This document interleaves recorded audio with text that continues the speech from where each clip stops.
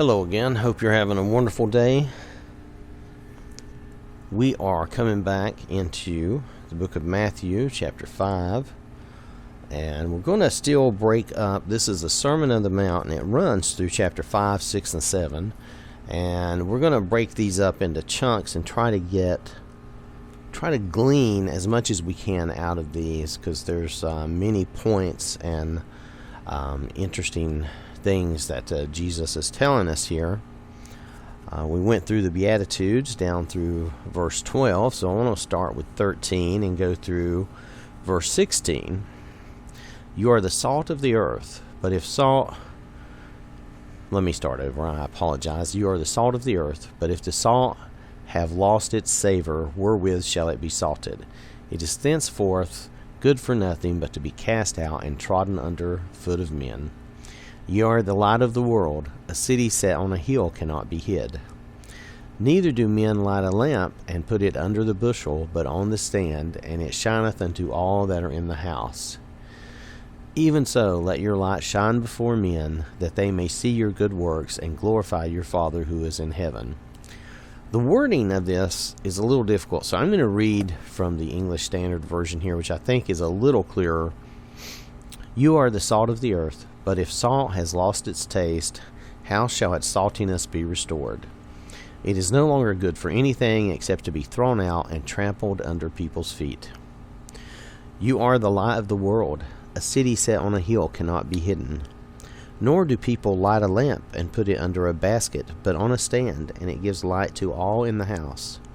In the same way, let your light shine before others, so that they may see your good works and give glory to your Father who is in heaven. So these verses are talking to us about staying true to God and Jesus. These are talking about that is what gives us our salt. What makes us the salt of the earth is the Spirit of God, is God living in us, is Jesus, the love of God and the love of Jesus. That's what has given us this salt. That's how, and if we lose that, if we slip away from God, if we, slip away and just become like everybody else, then we're nothing, that we're not doing anything that is worthwhile. See, we're just like everyone else at that point, and it doesn't mean anything. And the same with the light.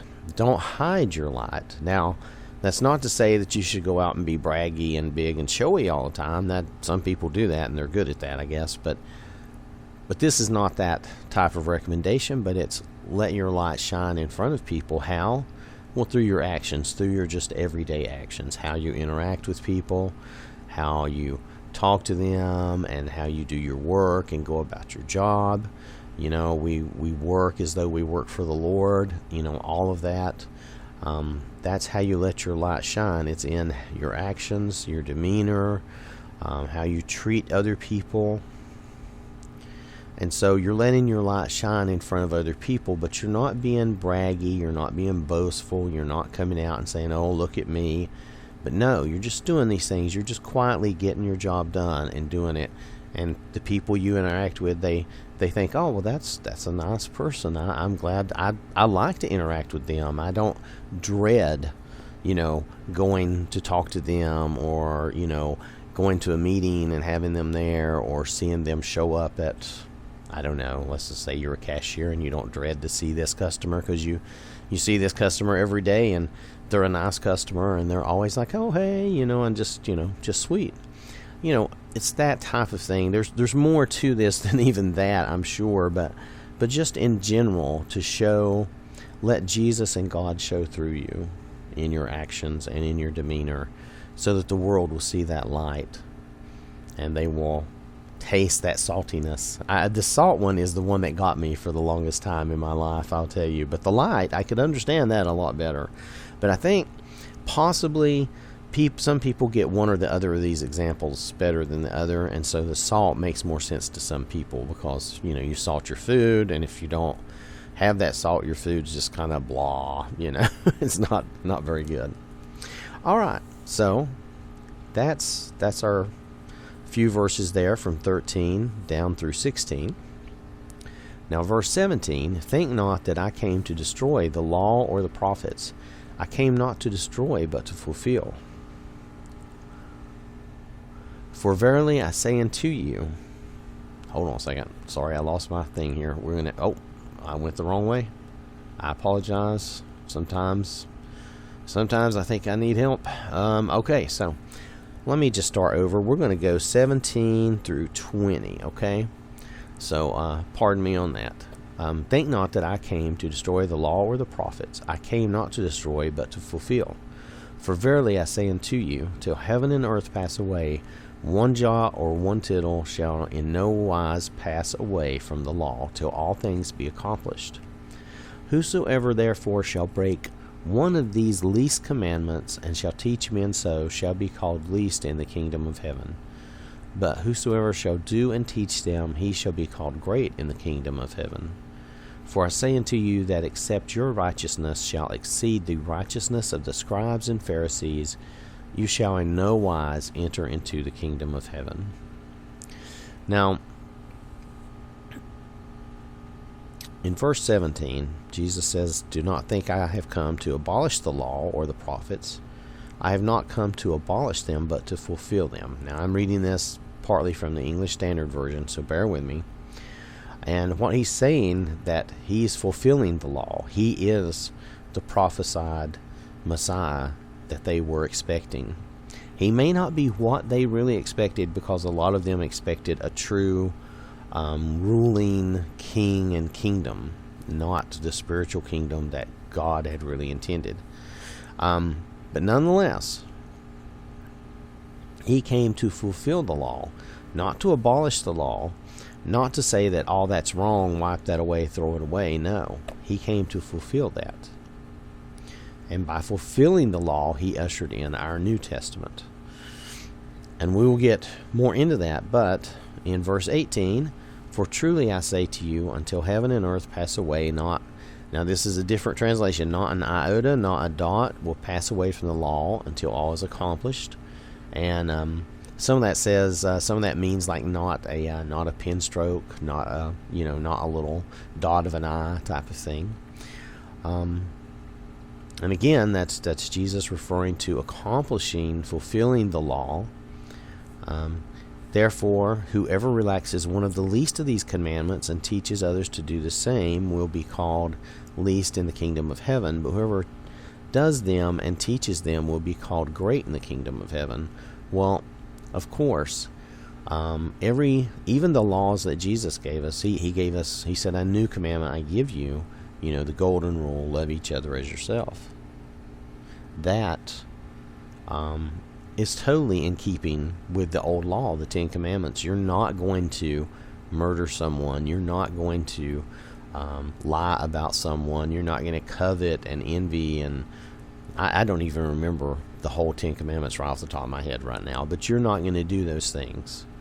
I'm sorry. I'm just, I'm on this track right here. So, but anyway, you're not going to do those things. You're not going to break those, because those laws, those rules, those are within the structure of love. You're not going to do those things. You will love God. You will not have any other God before God, because you will be following the law of love, which actually encompasses more than just like the Ten Commandments.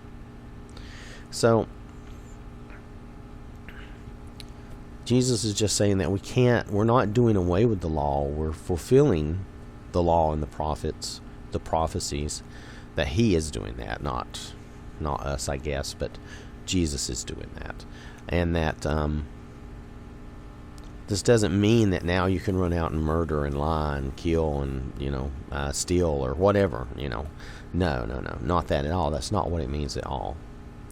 And so he's telling them, hey, you cannot do that. And then verse 20, for I tell you, unless your righteousness exceeds that of the scribes and Pharisees, you will never enter the kingdom of heaven.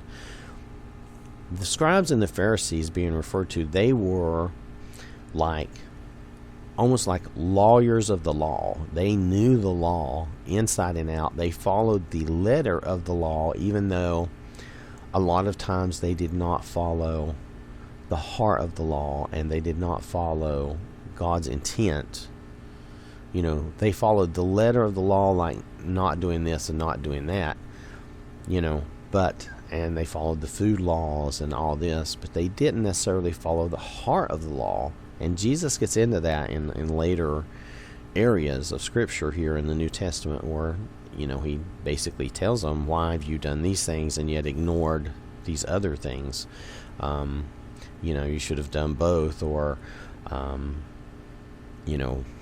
there's just a lot of examples of these people who follow the letter of the law, but they don't really follow the heart of the law. And the heart of the law is mercy and love. And so sometimes that it's not that it breaks any of the commandments or the law, it's just that it supersedes that in a way. And there are examples of that where, like, Jesus healed on a Sunday, and they're like, oh, that was terrible. And he's like, well, but what difference is it if I heal someone on Sunday? Well, I think they were saying their Sabbath, which is actually Saturday, and I apologize for saying that incorrectly to everyone. I did say that incorrectly, but nonetheless, you get the idea. He healed someone, and they were kind of offended, but he's like, who among you, if you lost, you had a sheep fall down in a ditch, one of your livestock was in trouble, you wouldn't go out and find it or save it? And yet you're telling me I can't heal this guy who, and I forget what the guy's problem was. He was lame, or if he had a whatever. It doesn't matter. Just, and we'll get to that too. We're just in our beginning, so I'm sorry. I have a lot of stuff I want to share, and I just want to make sure that we understand this, just that Jesus came to fulfill the law. He was not doing away with the law. Actually, he was adding to it. And actually, in a way, he's asking more of us. He's asking us to love and care for each other more than just following the letter of the law. Because you can follow the letter of the law and still not get it. So, all right. So verse 21 we're going to go verse 21 through 26. Each of these sections of Scripture have certain themes, and that's why I'm breaking them up like this. They have certain themes where there's a certain point that Jesus is getting across. Pardon me, I had to grab a drink of water. Okay, so verse 21, you have heard that it was said to those of old, you shall not murder. I'm reading out of my book again instead of off the screen, I'm sorry. Ye have heard that it was said to them of old time, thou shalt not kill, and whosoever shall kill shall be in danger of the judgment. But I say unto you that everyone who is angry with his brother shall be in danger of the judgment. And whosoever shall say to his brother, Raca, shall be in danger of the council, and whoever shall say, thou fool, shall be in danger of the hell of fire. If therefore thou art offering thy gift at the altar, and there rememberest that thy brother hath aught against thee, leave there thy gift before the altar, and go thy way. First be reconciled to thy brother, and then come and offer thy gift. Agree with thine adversary quickly, while thou art with him in the way, lest haply the adversary deliver thee to the judge, and the judge deliver thee to the officer, and thou be cast into prison. Verily I say unto thee, thou shalt by no means come out of thence till thou hast paid the last farthing. Again, the wording of some of this, being King James, is a little difficult.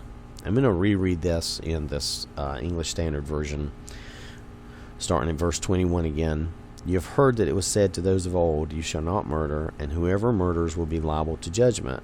But I say to you that everyone who is angry with his brother will be liable to judgment. Whoever insults his brother will be liable to the council, and whoever says, you fool, will be liable to the hell of fire. So if you are offering your gift at the altar, and there remember that your brother has something against you, leave your gift there before the altar and go. First be reconciled to your brother, and then come and offer your gift. Come to terms quickly with your accuser while you are going with him to court, lest your accuser hand you over to the judge, and the judge to the guard, and you be put in prison. Truly I say to you, you will never get out until you have paid the last penny. Sorry, sometimes I try to add words and I don't want to do that, so I've backed up. So, this section is basically, about it's partly about not being angry. They were told they know they should not murder. And whoever murders will be liable for judgment. And they know that. So he's bringing that to their recollection. But he's saying that also, I say to you that everyone who is angry with his brother will be liable to judgment.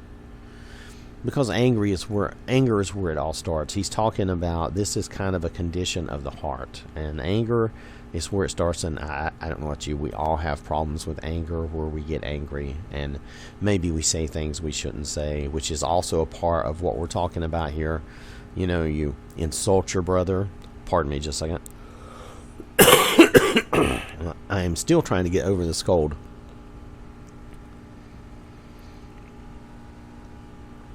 Which the insult is what they're talking about there. Whoever shall say to his brother Raca. That was some old insult of some kind, to be something like to be empty-headed and dumb or something like that. But I'm not. That was one possibility. I don't know that that's totally the answer, but it's something like that. It's some kind of insult or slur against someone. Now, and then of course to say thou fool, to call somebody a fool, that too is, it's just not very nice. You're angry and you're saying stuff to people that, you don't really want to do that. You don't really want to be insulting. So if you are offering your gift at the altar, so, here you are, let's say it's a day or two later, and you're, or even just hours later, but you're like, you're praying to God, or maybe you are at the altar offering a gift or whatever, and you realize that, hey, I've offended my brother, whoever that may be. It could be your brother or your sister, and you go to them and you want to try to reconcile with them. You want to try to settle the matter in a nice Christian way, in a good way, a friendly way. It's not good to have these outstanding angers and grudges and things like that. You don't want to set up hard feelings in your heart or in someone else's heart. And I know we've all made mistakes where we did accidentally maybe we said something we shouldn't have said, or said too much. We didn't know when to just stop. I could have that problem, and that's one of those things. And we've set up an offense, and we've hurt someone in their heart, and maybe they're holding that against us, and and vice versa. We shouldn't be holding that against someone else. We should be not setting that up in our heart and holding that anger and just stewing on it. So this is about reconciling, and then it's come to terms quickly with your accuser. Let's say you're in a situation where, you have someone accusing you of something, come to terms quickly with them. Get this resolved before you get to this level where you're going to court or going to God. However you want to look at it, let's get that resolved. Let's, straighten that out. Now, there's going to be times where maybe no matter what you say and what you do, you can't make it right with that person, or you can't get them to let go of it. That's okay. Do the best you can. Once you've done what you can do, that's what you can do. There is nothing else. Pray for them. Pray for your adversary. Pray for your accuser. That is something you can always do out of faith. You can pray for them and ask the Lord to bless them with, with the correct, with correct knowledge and with His love and wisdom, and help them. I know that may sound crazy. It definitely sounds backwards to the world, but it's important. It's important to not build up grudges and insults and hurtful things with people. As Christians, we need to do our best to remain peaceable and to get along with everyone as best we can. And there are going to be people in the world who, for whatever reason, are not going to like us or want to deal with us, and that's okay. We just, pray for them and let them go, and you can, just do what you can. That's all you can do. There's no point getting too crazy about it, and you don't want to cause more hurt. So, at some point, if someone truly refuses, you just pray for them and let that go as you've done what you can do. All right.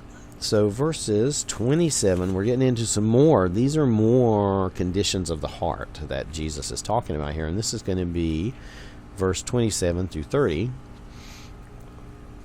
I have it up on the screen in King James, but I'm just going to read it from the English Standard Version. I think that's what I'm going to do from now on because it makes more sense than reading everything twice. You can certainly follow along, and you can see the difference as I read this. So starting in verse 27, you have heard that it was said, you shall not commit adultery. But I say to you that everyone who looks at a woman with lustful intent has already committed adultery with her in his heart. If your right eye causes you to sin, tear it out and throw it away, for it is better that you lose one of your members than that your whole body be thrown into hell. And if your right hand causes you to sin, cut it off and throw it away, for it is better that you lose one of your members than that your whole body go into hell.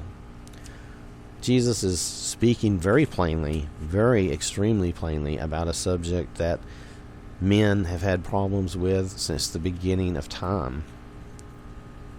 And I guess women too, but speaking as a guy, men have always had this problem. So, and he's telling us, look, if you're even looking at a woman and thinking these things, then you've already, you've basically already done it. You haven't done the physical deed, but in your heart, you've wanted to, you've wished. And, that's really, he's just saying that's really just as bad. So, we really need to control that. We need to not do that. We need to keep our thinking and our mind and our emotions, our mental thinking and looking around and different things. We need to keep all that in control. That's part of self-control. And he tells you to remove. He says this in a very blunt way. He says, hey, remove these temptations. If you, and he doesn't mean for you to literally pluck your eye out and cut your hand off, okay? That's really not. This is not intended to be taken that literally, but as an example, an extreme example to get your attention. He's saying better to pluck your eye out and better to cut your hand off than to go to hell over this. It's not worth it. That's really, he's putting it out there plain and blunt, that this lust and stuff that we all go through as guys, we know we do. It's not worth going to hell over, and, remove these temptations from your life. Now, we have a lot of these temptations nowadays with TV, the internet, and everything else. The only way I know to remove these temptations is just to refuse to look at anything like that. If you see something like that, you delete that link, or you get rid of whatever it is. You refuse to watch that on TV. I don't know. Whatever your temptation is, for different people it may be different. You get rid of those magazines. If you're one of those guys that has old magazines, you delete those pictures if you've been holding on to pictures and videos, and you get rid of those things. That's also a part of repenting and turning to God and away from those things. But you get rid of that temptation, because you're going to need to get rid of that temptation, and you're going to need to do it in so many parts of your life. And I'm not even done yet, so I have no idea. It's going to be a lot of parts of your life. You're going to have to remove these temptations, and it's going to be hard and tough sometimes. It really is. So I know I'm still a work in progress. God is still working on me. The baptism of fire that we go through is to purify us and to get rid of these negative, bad things, and I'm still going through that. All right. So, short, verses 31 and 32 on divorce. It was also said, whoever divorces his wife, let him give her a certificate of divorce. But I say to you that let me repeat that.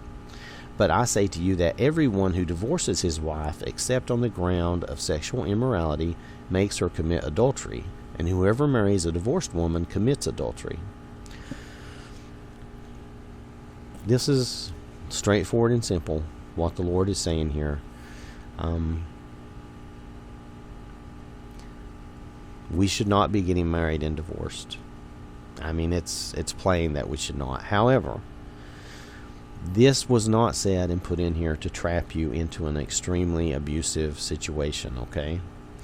That was never the intent, and that is not the intent. Jesus suffered what he suffered, so we would not have to. So it's not meant to trap you into an abusive relationship or marriage, okay? I just want to be clear about that. He would have never wanted you to stay in a relationship where where you're being abused. I'm just going to put it that way. So, but, for us, for normal people, when we're not in an abusive relationship and we're marrying, you marry your wife or you marry your spouse, wife or husband, and we should keep our vow. We should stay true to them and stay with them as much as is humanly possible, because it does create, there's a area of the heart here where if you're not willing to try to stay together and try to make it work and to try to love one another, I mean, it shows a problem in your heart. Now, again, in some relationships, I know you can't stay and try to make an abuser really love you, because they don't love you for whatever reason. So, but for normal relationships, absolutely, you want to try to follow this as much as possible. You would only try to separate with each other over things like sexual immorality. Some people split up for a lot of different reasons. So, and I'm not going to put everybody down and make everybody feel bad about that. If you're like me, you've already gone through this. It's a part of your past. It's done and over. But I'm trying to live and do this now as best I can, and that's how I move forward. I can't change what has already happened. So, and I'll just tell you, that's, I can't change what has already happened. My past is my past, and I have to move forward from here forward. I have heard some people say that, well, once you learn this and read this and see this, then you should divorce your current wife and go back to your original wife. Well, one, that's not always possible. Two, why would you divorce your current wife who you're with and you're both on this path and journey together? I mean, that really doesn't make sense, that you would divorce your current, but two wrongs don't make it right, type of thing. But this was meant like, this is true. It's definitely not right for us to run around divorcing each other for everything and all the time, and it does show a bad condition of our hearts that we get divorced. This is mentioned somewhere else, and it talks about the hardness of their hearts. So when we get to that, I'll mention that again. But nonetheless, this is the Lord Jesus speaking, and I'm not going to in any way come against what he says, as you might imagine. So we're going to move down to the next section, and then I think I'm going to need to take a break. Sorry, I'm still trying to get over this cold and stuff, and just so you know, none of this is really rehearsed or anything. Occasionally I might have something a little extra to read to you, but really I'm just reading out of the Bible and then just trying to talk to you about it, and I'm just trying to engage. And if you want to make comments down below or anything, please do. That'll be great. Again, this is verse 33. Again, you have heard that it was said to those of old, you shall not swear falsely, but shall perform to the Lord what you have sworn. But I say to you, do not take an oath at all, either by heaven, for it is the throne of God, or by the earth, for it is his footstool, or by Jerusalem, for it is the city of the great king. And do not take an oath by your head, for you cannot make one hair white or black. Let what you say be simply yes or no. Anything more than this comes from evil. To me, this is pretty simple. We don't need to be swearing oaths and promising on this or on that, or, your mother's grave, whatever. We don't need, just be honest. Just be honest. Just be yes or no. Yes, I will do that. No, I will not do that, or I cannot do that. No, I don't believe that's right. Yes, I believe that's okay. Just be honest, straightforward, and have integrity. That's, there's no need to swear oaths. We take an oath of honesty on the Bible in our courts. I'm not, and some places may not totally do that anymore, but that's the norm that I'm used to thinking of. And I don't have a problem with putting my hand on the Bible and saying I will tell the truth, because I will tell the truth. But I don't consider that, for me personally, I'm not making an oath or swearing by the Bible. I'm just saying that I'm going to tell the truth because that's what I'm going to do. Now, but they do call it taking an oath and swearing on the Bible. So I kind of don't like that in a way. But what we have to do, I think, is we just have to say, look, I'm not swearing on the Bible. I will tell you the truth. And yes, so help me God. I mean, God will help me tell you the truth the best I can. But, I worry about that. It's kind of a little wishy-washy area. But in everyday dealings, let's just say we're not in court and we're not taking an oath like that. In everyday dealings, just being honest and true and forthright, have integrity, yes or no, be honest in your dealings with people. I did have to take an oath of service when I went into the Air Force. I was much younger, of course. And of course that was, we took an oath of service, and that included God in the oath.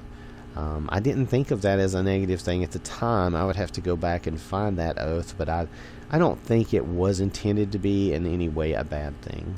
But just, really sometimes we're just asking God for help in completing and fulfilling our oaths. But here they're talking about, swearing an oath by, your head, mother's grave. Let's see, swear falsely. Let's see, oath either by heaven, I swear by heaven. We shouldn't be doing things like that. It's different if you're promising, if you're saying you're going to be honest and that sort of thing. That's how we should be. And really, I think simpler is better. In your dealings with people, just be honest, straightforward, have integrity, say yes or no, and don't be monkeying around, don't be fibbing, don't be lying. That's something that we all have to learn at some point. If you've ever, unless you've never told a lie, and if you have not, then I congratulate you wholeheartedly. I have not been that good in my life when I was younger. I know I have made mistakes like that, and I regret that. I don't even remember all of them, I'm sure, but I regret that. So, okay, at this point, I'm going to want to take a break here. So we're down to verse 37. We'll pick up with verse 38 in the next session.